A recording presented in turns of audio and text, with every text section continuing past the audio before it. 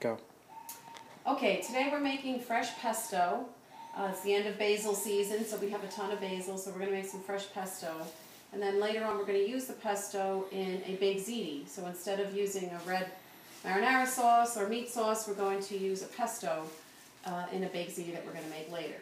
So firstly, to make the pesto, we have all of our ingredients here. This is fresh basil. It's just rinsed and dried. It's got to be really dry. And we have garlic. For every 4 cups of basil, you need 2 cloves of garlic. Is the basil just loosely packed into the cup? Yes, so if we're going to pack it, it's going to kind of look like this. It's not going to be jammed in there, so it's going to kind of be like that. Okay. So we have quite a bit here. We have like a double recipe probably. We have pine nuts. In Italian they're called pignoli nuts. They're basically pine nuts. And we're going to roast those. We'll get to that in a minute. And grated pecorino romano cheese or Parmesan cheese, whichever you prefer. Those are the basic ingredients just for the pesto. And olive oil. And salt and pepper, which is pretty much everything. So what we're going to do first is we're going to roast the pine nuts.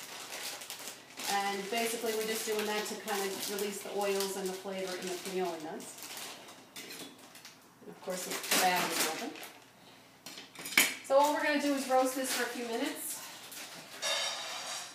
It's I'm using the whole bag because I'm doubling the recipe. If you're allergic to pine nuts, which I know people who are, you could skip the pine nuts. I don't think it affects the flavor all that much, but I do know I have a couple of friends who actually are allergic to pine nuts, so if you want to omit them, you can. So what we're going to do is we're going to roast them. You can't really walk away from it because they'll burn. You just want to sit here for a few minutes on high. And you're just kind of taking the raw off of the nut a little bit, so it's got a little toasty flavor to it when you put it in. And you're going to need a food processor. Obviously back in the day they didn't have food processors, but it helps a lot, it makes it a lot easier to make it. So we're just going to roast these. And hopefully not drop any.